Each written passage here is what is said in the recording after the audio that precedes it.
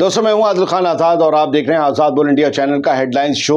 आज है 6 सितंबर 2024 और अगले कुछ मिनट्स में दुनिया के सबसे बड़े अखबारों के जरिए दुनिया की सबसे बड़ी हेडलाइंस आपके सामने रखने जा रहा हूं। इस प्रोग्राम में आज आप देखेंगे वेस्ट बैंक में फलस्तीनी गुट और आईडीएफ के बीच जबरदस्त झड़पें, लड़ाकों ने उड़ाए बुलडोजर और आर्मर्ड व्हीकल्स।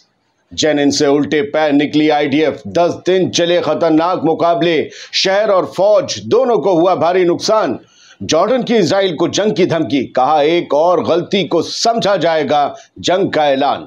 हिजबुल्लाह ने फिर लॉन्च की हमलों की सीरीज, नॉर्थ के सेटलर बोले कमजोर है हमारी हुकूमत, बेघर हो गए फलस्तीनी जमीनों को कब्जाने वाले। अमेरिकी होस्टेजेस की फैमिलीज ने की व्हाइट हाउस से अपील, इजराइल को डील से निकालो, हमास से खुद करो सौदा। और यूक्रेन को ब्रिटेन देगा सैकड़ों मार्लेट मल्टी रोल मिसाइल्स, रूस के खिलाफ अंग्रेजों का बड़ा कदम। तो जितनी सुनी है आपने सुर्खियां, खबर कहीं इनसे ज्यादा होगी, लिहाजा शुरुआत यहां से। वेस्ट बैंक में बहुत जबरदस्त तरीके से झड़पें हुई हैं आईडीएफ के बीच और फलस्तीनी जितने भी गुट हैं, चाहे अलक्सा मूवमेंट हो, और जो अल-कुद्स ब्रिगेड हो, बहुत से ऐसे मूवमेंट्स हैं जिन्होंने, या यूं कहें कि मिलिट्री विंग्स हैं अलग अलग मूवमेंट्स के, उन्होंने ज़बरदस्त तरीके से आईडीएफ का मुकाबला किया। अल-मायदीन की खबर कहती है पैलेस्टीनियन रेजिस्टेंस कन्फ्रंट्स आईओएफ यानी इजरायली ऑक्युपाइंग फोर्स। आईडीएफ का ये वर्जन है, फ़लस्तीनी वर्जन, मतलब फ़लस्तीनी इन्हें ऑक्युपाइंग फोर्स कहते हैं, जो कब्ज़ाधारी फ़ौज होती है। तो इनका ज़बरदस्त तरीके से फ़लस्तीनी लड़ाकों ने मुकाबला किया है जेनिन में, तुलकारम और में भी किया है, यानी दो जगह जेनिन और तुलकारम। यहाँ पर सबसे ज़्यादा आपको पता होगा कि झड़पें चल रही थी पिछले 8-10 दिन से, कहीं 10 दिन से, कहीं 8 दिन से। तो 8वें दिन की ये कहानी बताई गई है और ये कल की कहानी बताई गई, कल रात जब इंडिया में 6 सितंबर लग चुकी थी। और इसमें जो जानकारी दी गई है सर, वो मैं आपको बता दूं, फिर उससे बड़ी अपडेट मैं आपको इसके आगे वाली खबर में देने जा रहा हूं, वो ज़बरदस्त है। सबसे पहले तो इन्होंने ये बताया कि हमने बुलडोज़र्स उड़ाए हैं अबू अल असाल street in Zenin refugee camp में, वहाँ पर बुलडोज़र उड़ाए हैं। फिर अल-अक्सा मार्चर ब्रिगेड जो है, उन्होंने भी जो है वो मशीन गन्स का और एक्सप्लोसिव डिवाइसेस का इस्तेमाल किया है अल हदफ नेबरहुड में। मैं आपको इलाके वगैरह इसलिए बता रहा हूँ ताकि आपको कंफर्म रहे कि जो हेडलाइन में कहा या जो ये हेडलाइन में कह रहे हैं वो कितना बड़े लेवल की चीज़ है। और न जाने कितने इलाकों में इजरायली फोर्सेस के ऊपर उन्होंने हमला करने का अंदर दावा किया है, वो पढ़ के सुनाया जा सकता है, लेकिन खबरें बहुत हैं। अगली हेडलाइन देख लीजिए, वफा news agency, Palestine news and info agency है। जो लोग फ़लस्तीन की खबरों पर पुराने वक्तों से नज़र रखते हैं वो वफा को जानते होंगे। इन्होंने अभी 1 घंटा पहले ये खबर दी है, occupation forces withdraw from Jenin after 10 days of intense assault. सिर्फ 2 अखबारों में मैंने ये खबर देखी, एक तो वफा में और वफा के हवाले से अरब न्यूज़ में। तो मैं वफा के ही आपको सीधा हेडलाइन दिखा दे रहा हूँ। अब ये खबर छपेगी कि ऑक्यूपेशन फोर्स जो है, यानी इजराइल फोर्स जो है, वो जेनिन से भाग गई है, उल्टे पैर निकली है। 10 दिन ज़बरदस्त फाइट करने के बाद ये जेनिन से निकल गए। क्या जेनिन में जिस मकसद से इजरायली फोर्स घुसी थी कि वहां पर हथियारबंद लड़ाकों के पूरे ग्रुप का हम सफाया कर देंगे, क्या उस टारगेट को अचीव कर लिया? नहीं। 21 लोग वेस्ट बैंक में मारे गए हैं, लेकिन वो टारगेट अचीव नहीं हुआ जिसके लिए इजरायली फोर्स घुसी, बुलडोजर लेके, सड़कें, दुकानें सब ढहा दी जेनिन के बहुत से इलाकों में, लेकिन टारगेट अचीव नहीं हुआ, वैसे ही जैसे गजा में नहीं हुआ। फिर ये सब क्यों? जेनिन से अगर उन्हें भागना पड़ रहा है तो ये समझ में आ रहा है कि गजा में जितने मजबूत लड़ाकों ने उनका सामना किया, शायद उतने ही मजबूत लड़ाकों ने जेनिन में भी मुकाबला दिया है आईडीएफ को। यही वजह है कि 10 दिन बाद किसी बिना कोई मकसद हल हुए आपको निकलना पड़ा। न्यूज़ कहती क्या है सर?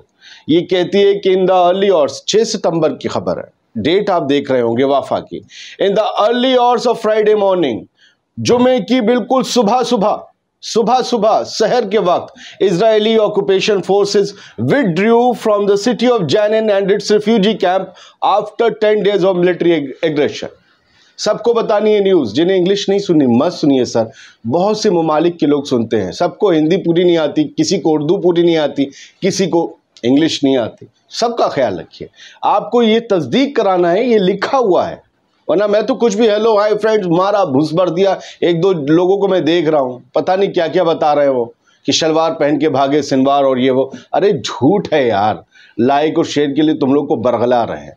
जो तुम्हें सबूत ना दिखाए उसकी स्पीच मत सुनो, बिल्कुल भी। मैं आपसे कह रहा हूं, क्योंकि ये वक्त ऐसा है कि आपको तगड़ी तरीके से बहस करनी है, उसके लिए आपको सच जानना है। मुझे छोड़ दो, जो सच दिखा रहा है फैक्ट के साथ उसे देखो। खैर, आज सुबह सुबह ऑक्यूपेशन फोर्सेस को निकलना पड़ा जैनिन से, रिफ्यूजी कैंप छोड़ना पड़ा, 10 दिन तक एग्रेशन किया, 10 दिन तक तांडव मचाया आईडीएफ ने, लेकिन उसके बाद निकलना पड़ा। 2002 के बाद सबसे ब्लडियस्ट लड़ाई हुई है वेस्ट बैंक पे। बावजूद इसके 21 लोग जब मारे गए, इसमें औरतों और बच्चे और एल्डर मतलब जो है बुजुर्ग वो भी शामिल है, बावजूद इसके निकलना पड़ा। ये बहुत बड़ा प्रेशर है इजराइल के ऊपर, न सिर्फ दुनिया भर का बल्कि जो मुकाबला कर रहे हैं उनका भी। अब देखिए, मिडिल ईस्ट ऑब्जर्वर में मैंने कहा था ना, दुनिया का प्रेशर। आप जॉर्डन को भले उनका दोस्त कहें, लेकिन जॉर्डन से एक खबर है, एनी और जो है दोस्त है भी, ऐसा नहीं है। Any Israel attempt to displace Palestinians to Jordan to be considered declaration of war. Foreign ministry of Jordan ने कहा है कि फ़लस्तीनियों को वेस्ट बैंक से खदेड़ कर, उनके घरों से निकालकर जॉर्डन की तरफ अगर भेजा गया, जॉर्डन की सरहद की तरफ, तो इसे इजराइल का डिक्लेरेशन ऑफ वॉर यानी जंग का ऐलान माना जाएगा। ये माना जाएगा कि उसने जॉर्डन के खिलाफ ऐलान जंग कर दिया है, और इसे हम बहुत सीरियसली देख रहे हैं। ये जॉर्डन की तरफ से, फॉरेन मिनिस्ट्री की तरफ से। फॉरेन मिनिस्ट्री का मतलब होता है हुकूमत। हुकूमत जो दूसरे मुल्क से अपने फॉरेन मिनिस्टर के थ्रू बात कर रही है, या उन्हें वार्निंग दे रही है, या उन्हें पैगाम दे रही है, या उन्हें दावत दे रही है, जो भी मतलब करना होता है, कोई भी हुकूमत दुनिया के किसी ममालिक से अपनी फॉरेन मिनिस्ट्री के थ्रू करती है। इट मीन्स कि ये गवर्नमेंट का बयान है। अयमान सफादी जॉर्डन के फॉरेन मिनिस्टर हैं, इन्होंने ये बात कही है। अब इसके क्या मायने हैं? किसी को भी गुलाम कहा जा सकता है आसानी से, बिल्कुल, लेकिन ये याद रखिए, गुलाम भी दूसरों की चीज़ का सौदा कर सकते हैं। जब बात खुद पर आती है तो ये होता है। अब आते हैं जी, बात करते हैं नॉर्दर्न इजराइल की, जहां हिजबुल्लाह ने जबरदस्त हमले किए हैं। Hezbollah strike several Israeli sites only minutes apart. कुछ ही मिनटों के फासले पर कई इजरायली साइट्स पर हिजबुल्लाह ने हमले किए हैं, जबरदस्त तरीके से किए हैं। ये बात अल-मायदीन ने छापी रात 11:02 पर 5 सितंबर को। इंडिया में ऑलरेडी मेरा ख्याल 2-2:30 बज चुके होंगे 6 सितंबर के। तो भैया हमारे बीच टाइम का फासला है, तो आपको समझा भी देते हैं। और लोग कहते हैं बुरानी ठीक छोड़ो यार। 5 सितंबर को बहुत ज़बरदस्त तरीके से हमले किए। ऑपरेशंस ओवरव्यू में अगर आप देखेंगे तो जो सदर्न विलेजेस हैं सदर्न लेबनान के, उस पर जब इजरायली फोर्सेज ने हमले किए और ज़बरदस्त हमले किए, उन्होंने एक आर्म्स एमिनेशन का डिपो उड़ाने का दावा किया हिजबुल्लाह का, तो हिजबुल्लाह ने भी ज़बरदस्त तरीके से हमले किए। और पहले हमले में उन्होंने, आप देखिए, उन्होंने ग्रैड जो है ड्रोन्स एंड ग्रैड रॉकेट से रमोट नफ्ताली बैरक जो इसराइल की, उसे हिट किया और कहा कि एक्यूरेटली हिट हुआ है। दूसरे में अगर आप देखेंगे तो अल सहल बटालियन है, बेत हिलाल बैरक है, जो वहाँ पर हिट किया है, अचीविंग डायरेक्ट हिट्स। और ये फिर वेस्टर्न ब्रिगेड 300 साउथ ऑफ यारा बैरक्स है, यहाँ पर भी हिट करने का दावा किया। फिर इसके अलावा अल तहत हिल एरिया है, वहाँ पर भी रॉकेट वेपन से जो है वो हमला किया। ठीक है, अल मलिकिया मिलिट्री साइट है, वहाँ पर भी आर्टरी शेल्स दागे हैं। तो ये इतने हमले हैं, कल सीरीज ऑफ अटैक्स लॉन्च की है हिजबुल्लाह ने। और जबरदस्त इसका इम्पैक्ट क्या है सर? इसका इम्पैक्ट अगली खबर है अल-मायदीन की। Weak Israeli government has forgotten the north. Israeli media के हवाले से ये खबर, और बाकायदा ये भी फैक्ट्स के साथ लिखते हैं। इजरायली मीडिया पर जो चर्चा चल रही है और वहाँ जो नॉर्थ के लोग बोल रहे हैं, उसका जुज़ ये है, उनके डायलॉग हैं ये, बल्कि उनका स्टेटमेंट है, इसीलिए इन्वर्टेड कॉमा में है, कि हमारी हुकूमत इतनी कमज़ोर है कि हमारे लिए कुछ कर सके वो तो दूर की बात है, बल्कि वो हमें भूल चुकी है कि हम जैसे लोग कोई एग्जिस्ट भी करते हैं उन इलाकों में जो इजराइल का नॉर्थ का इलाका कहलाता है, जिसे दुनिया कब्जाए हुए फ़लस्तीन के इलाके मानती है। हम वहाँ पर सेटलमेंट्स में रहते हैं, सेटलर्स हैं, बाहर से ख्वाब लेकर आए थे, कहा था ये प्रॉमिस्ड लैंड है, लेकिन तेरा वादा तो झूठा निकला, तू तो हमें देख ही नहीं रहा, कोई खैर नहीं, कोई खबर नहीं है। अब न क्या यार, छोड़ो। खैर, वो लोग ये कह रहे हैं कि हमें भुला दिया गया, हमारी हुकूमत कमज़ोर है, हम आए जिन ज़मीनों पर घर बसाए, अब हम उनसे बेघर हो गए। ठीक है, और हमारी हुकूमत हमसे पूछ नहीं रही है कि भैया तुम कैसे हो, न कोई पुरसा न नियाल, सब ऐसी बेहाल। तो सब कुछ छोड़ दिया गया है, हम बंकर में रहते हैं। हमारा प्रधानमंत्री बंकर में चला जाता है, वो ये कहते हैं कि बस जरा सा हो कि कहीं से हमला हो रहा है, वो नीचे चला जाता है पिट में। हम लोग भी वैसे रह रहे हैं, लेकिन पिछले 10 महीने से रह रहे हैं, 11 महीने होने वाले, कब तक रहेंगे कुछ नहीं पता। गजा की खबर, गजा में जबरदस्त तरीके से हमले कर रही है इजरायली फौज और एड की सिचुएशन कैटास्ट्रोफिक बन गई। मतलब बिल्कुल एक यूं समझिए कि एक डिजास्टर्स सिचुएशन है। भूख प्यास एक बड़ा हथियार बन गई इस जंग का, और भूख और प्यास से करीबन 10 लाख से ज्यादा लोग, more than 1 million people of Gaza इस वक्त परेशान है, क्योंकि ये रिपोर्ट दी गई है यूएन की तरफ से। अल जजीरा की खबर है, यू कैन बिलीव दैट, ये अल जजीरा की खबर है और ये कहती है कि जो है हेल्थ मिनिस्ट्री ने भी कहा है और यूएन ने भी कहा है कि भाई जो है सिचुएशन बहुत ख़राब है और पिछले अगस्त में कुछ खाने पीने का नहीं पहुंचा है। यानी जो पहले से स्टोर था बस उसी से गुजारा किया गया। 3 वक्त की जगह, 3 वक्त तो वैसे भी नहीं खा रहे थे, 2 वक्त की जगह 2 दिन में कभी एक बार गजा के लोगों को रोटी नसीब हुई है। तो जिनको भरपेट खाना मिल रहा है अल्लाह का शुक्र अदा करें, एक बार उधर सोच लें, 10-10, 20-20 रुपए रोज बचाना शुरू करें, एक दिन तो राह खुलेगी, उस दिन जाएंगे। नेतन्याहू बाबू का एक बयान हमने आपको कल दिखाया था, जब वेस्टर्न मीडिया ने उनसे पूछा कि आप तो कह रहे थे अप्रैल में बस जीत से एक कदम दूर हैं, क्या हुआ? बोले अच्छा नहीं, हमने तो ये कहा था कि वो जो बीच में एक कांटा है उस जीत को हासिल करने में हम उस कांटे के बहुत करीब हैं और वो कांटा निपटा लेंगे तो जीत भी हमारी हो जाएगी, हमास को भी निपटा लेंगे।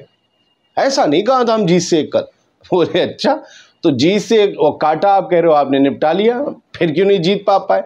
फिर जो उनके ऐसे बयान थे अंड बंड किस्म के, उस पर नेतन्याहू को बहुत जलील किया गया। हमने अपने तरीके से खबर पेश की, हम चाहते तो जलील कर सकते थे, लेकिन हमने सोचा नेतन्याहू को जलील करने की क्या ज़रूरत है, तो हमने सिर्फ खबर आपको दी। आज भी हम खबर दे रहे हैं। नेतन्याहू को RT न्यूज़ रशिया का है, Netanyahu grilled over step away from victory remark. ये जो स्टेप अवे मतलब एक कदम दूर है हम जीत से, ये जो रिमार्क दिया था, ये जो बोला था नेतन्याहू ने अप्रैल में, उस पर जब सवाल पूछा गया, टांग खींची गई, ये वैसे वाला हुआ, जवाब नहीं दे रहे। 15 लाख का क्या हुआ? तो ये भी जो है एक तरीके से इनकी भी वही हुई। खैर, US में जो हॉस्टेजेस की फैमिलीज हैं, उन्होंने व्हाइट हाउस से मुतालबा किया है कि इजराइल के वजीर आजम नेतन्याहू, बेंजामिन नेतन्याहू, जिन्हें बहुत से लोग माशूक बनाकर घूम रहे हैं, जिनसे इतनी मोहब्बत निभा रहे हैं कि उनके क्राइम नज़र नहीं आ रहे, जो ICC ICJ में जेर बहस है, उन नेतन्याहू को बाईपास कर दो होस्टेज डील से और हमास से आप सीधी डील करो। ये अनादोलू की खबर है, अनादोलू एजेंसी तुर्की की। बाईपास कीजिए इजराइल को और डायरेक्टली डील कीजिए हमास से, और जो होस्टेजेस हैं अब जिंदा उनको लेकर आइए कि अब ये ज़रूरत है।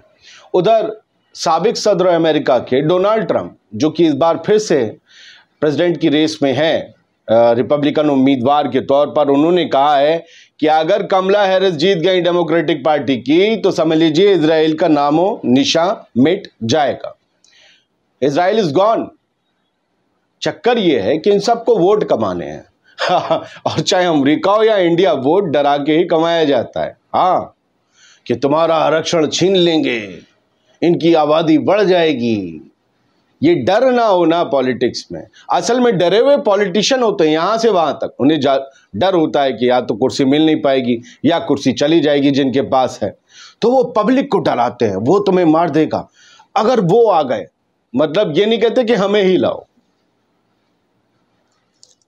समझ में नहीं आता, जब हजारों मतलब कुछ साल पहले जब तुम पैदा भी नहीं हुए थे, इसका बाल भी नहीं थे, रुएं का मतलब रुआं भी नहीं थे किसी चीज़ का, तब तो वो लोग सुरक्षित रहे थे, सिक्योर रहे। फिर तुम्हारे बाप के बाप के बाप भी नहीं थे, तब भी वो नस्लें सिक्योर रहीं।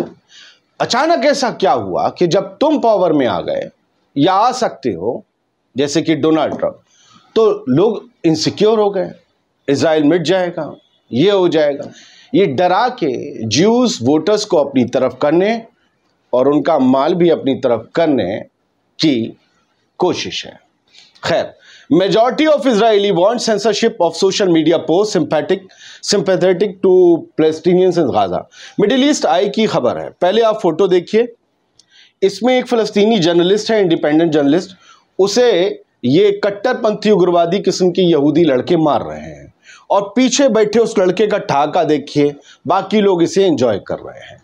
मेजॉरिटी ऑफ इजरायलीज, इसीलिए यह हेडलाइन कहती है कि वो सोशल मीडिया पर सेंसरशिप चाहते हैं, एक तरीके से एक लगाम, एक शिकंजा, ऐसी पोस्ट को जो है सेंसर करने के लिए जिसमें फ़लस्तीन की हिमायत में कुछ लिखा गया हो, जिसमें फ़लस्तीनियों से और फ़लस्तीन और गजा से सिंपैथी दिखाई गई हो। ऐसी सोशल मीडिया पोस्ट पर ये मेजॉरिटी, ज़्यादातर इजरायली सेंसरशिप चाहते हैं, यानी किसी भी किस्म की कोई हमदर्दी और मोहब्बत और फ़लस्तीन की सच्चाई ना दिखाई जाए फ़लस्तीनियों से। ये है हाल। मैं ख़बर भी अंदर पढ़ सकता हूँ, लेकिन यह हेडलाइन शो है। उम्मीद ये करता हूँ जल्द आपको खबर दे दी जाए। दो खबरें और इंटरनेशनल लेवल पर, बस बात ख़त्म। एक तो ये है कि सर यूनाइटेड किंगडम 650 मिसाइलें यूक्रेन को प्रोवाइड करवाएगा उसके एयर डिफेंस के लिए। हालांकि ये जो मार्टलेट मल्टी रोल मिसाइल्स हैं, ये 213 मिलियन डॉलर की होंगी और ये अभी नहीं मिलेंगी। इनका shipment by the end of 2024, मतलब 2024 के आखिर तक हो जाएगा, पहुंच जाएगा यूक्रेन के पास 650 मिसाइल एयर डिफेंस के लिए। खैर, अब ये रूस के खिलाफ अपनी दोस्ती यूक्रेन से निभाएंगे, क्योंकि मामला दूसरा है ना, नेटो और रूस वाला। Flood kills more than 270, affect 77 lakh in Niger. हाँ, ये आखिरी खबर ये है कि मौसम, नाइजर जो है एक मुल्क अफ्रीकन, वहाँ पर बहुत ज़्यादा जुल्म जो है मौसम की वजह से हो रहा है आसमान से। 270 लोग अब तक मारे जा चुके हैं भारी बारिश और बाढ़ में। 7 लाख लोग बेघर हो चुके हैं। बताया जा रहा है कि 94,783 घरों जो है सामानात और बाकी जो है 73,582 घरों को नुकसान पहुंचा है, वो बिल्कुल गिर गए, कोलैप्स हो गए। एक बहुत गरीब कंट्री है, कहीं कहीं मिट्टी के घर होते हैं या फिर बहुत कच्चे मटेरियल के होते हैं। यहाँ पर लोगों की ज़िंदगी मुहाल हो गई है, क्लाइमेट चेंज का असर है। उम्मीद ये करते हैं आज की हेडलाइंस और हेडलाइन शो आपको पसंद आया होगा। कोई शिकायत हो ज़रूर बताइएगा। मेरा मेल एड्रेस भी पड़ा है, वो हमने डाला तो है एडवर्टाइजमेंट के लिए, क्योंकि कुछ फेक लोग जो है वो एडवर्टाइजमेंट का भेजने लगे थे, कुछ हमें ठगने के लिए। उन्हें पता नहीं हम तो फ़कीर आदमी हैं जी, झोला उठाकर चल देंगे, कुछ है नहीं हमारे पास उन्हीं की तरह। खैर, लेकिन फिर भी वहाँ पर मेल एड्रेस है। अगर आपकी कोई शिकायत हो ज़रूर बता दिया करें। मेरी कोशिश होती है मौका ना दूँ, लेकिन क्या करूँ, इंसान हो, गलती कर सकता हूँ। बहुत शुक्रिया। सलामत रहिए, खुश रहिए।